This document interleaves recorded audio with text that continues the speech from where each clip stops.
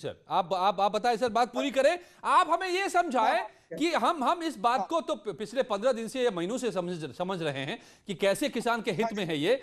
अब सवाल यह है कि ये पॉलिटिक्स जो हो रहा है, ये पॉलिटिकल हाईजैकिंग जो हो रही है, ये सियासी दल क्या इस पूरे आंदोलन को और किसान को हाईजैक कर रहे हैं अपने फायदे में? किसान का इससे क्या नुकसान होगा? इन लोगों में ये सहनी नहीं हो रही है किसान के लिए जो सुविधा उपलब्ध की जा रही है। ये बार बार कह रही है एपीएमसी एपीएमसी एपीएमसी।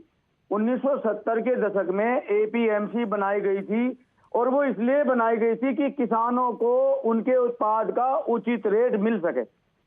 लेकिन समितियों का उद्देश्य भी यही था कि बाजार किसानों को अनिश्चितता से बचा जा सके। कभी उतार कभी चढ़ाव उनके उत्पाद में मतलब उसकी जो भाव होते हैं उनमें उतार चढ़ाव होता है। तो किसानों को उनसे बचाने के लिए एपीएमसी बनाई गई थी ताकि उनको उचित रेट मिले। लेकिन इन एपीएमसी ने कोई प्रॉपर काम नहीं किया और अब इनमें सुधार की आवश्यकता मतलब महसूस की गई। क्योंकि देखो, मंडी के अंदर जितने भी हमारे कमीशन एजेंट बैठे हैं वो किसान एक अपना उत्पाद लेके गया। अभी मैं अभी बताता हूं आपको, यूपी का एक जिला है पीलीभीत, वहां का एक डीएम है पुलकित खरे एक डीएम है। वो खुद मंडी में गए और मंडी में उन्होंने देखा कि भाई धान, किसान का धान एमएसपी पे बिक रहा नहीं बिक रहा, तो उन्होंने खुद खड़ा होकर किसानों का दाम एमएसपी पे बिकवाया।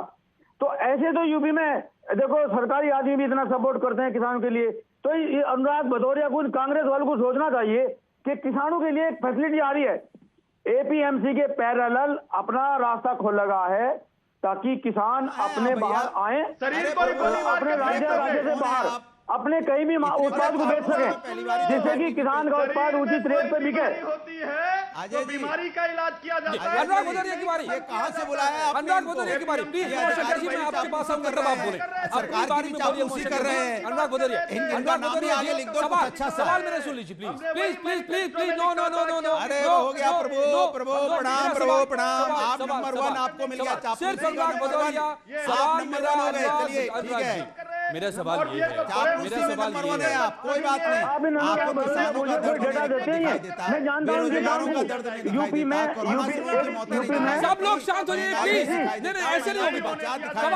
सवाल ओनली अनुराग भदौरिया, ओनली अनुराग भदौरिया। पांडे जी पीछे अनुराग भदौरिया सवाल सुनिए, सवाल सुनिए अनुराग भदौरिया। पीलीभीत के डीएम और झांसी के डीएम और इलाहाबाद के डीएम, पता नहीं ऐसे नहीं होगा। कहां के अनुराग भदौरिया सवाल, अनुराग जी मेरा सवाल सुनिए, सवाल सुनिए फिर जवाब दीजिए। सवाल कमाल कैसा अभी डॉक्टर वीरपाल सिंह कह रहे थे, अनुराग भदौरिया सवाल सुनिए प्लीज सवाल सुनिए। अनुराग जी सवाल सुनिए। डॉक्टर वीरपाल सिंह पूछ रहे हैं आपसे, डॉक्टर वीरपाल सिंह पूछ रहे हैं कि भैया मंडी में नहीं दाम मिल रहे, मंडी भी रहे, एमएसपी भी रहे, एक और रास्ता दे रही है सरकार कि बाजार भी लो, बाजार ही में बेच लो, यहां दोनों जगहों पर नहीं मिल रहे तो क्या आपको एतराज है भाई?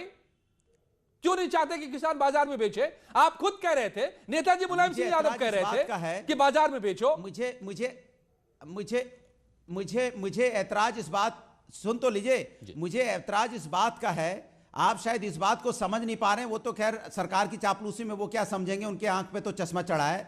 मैं कह रहा हूं कि एमएसपी जिसको आप बार बार कह रहे हो, प्राइवेट को अगर बेचेंगे तो वहां एमएसपी फिक्स करने में दिक्कत क्या है सरकार को? मैं सीधे सवाल पूछना चाहता हूं भाई, जहां 1700 रुपए का धान था वहां 1000 रुपए 1100 रुपए में बिचौलियों ने खरीद लिया। अगर प्राइवेट पार्टी में भी एमएसपी फिक्स हो तो कम से कम किसान को अपना लागत का मूल्य तो मिलेगा। एक बात। दूसरी बात, आपने कह दिया कोई कितना भी स्टॉक कर सकता है। आज आदमी अपना खरीद के रख लेगा, प्राइवेट पार्टी जो बड़े धन्ना सेठ लोग हैं लाखों क्विंटल खरीद के रख लेंगे, बाद में कहेंगे मार्केट में अनाज खत्म हो गया तो फिर कालाबाजारी करेंगे। वो कालाबाजारी में जो 1700 रुपए का वो 27,000 रुपए का बेचेंगे, कोई भी रेट लगा सकते हैं क्योंकि वो तो उनको मुनाफा कमाना, मुनाफा कमाने के लिए तो कोई भी रेट लगाएंगे ना, तो इससे सब लोग पिसेंगे। तो मैं यही कहना चाहता हूं कि सरकार क्यों ऐसा कालाबाजारी करने का मौका दे रही है, सरकार क्यों प्राइवेट लोगों को फायदा पहुंचाना चाहती है, क्यों किसानों की बात नहीं सुनना चाहती? किसान जब रोड पे है, यही किसान जिसने आपको जिताया है, जिसने आपको वोट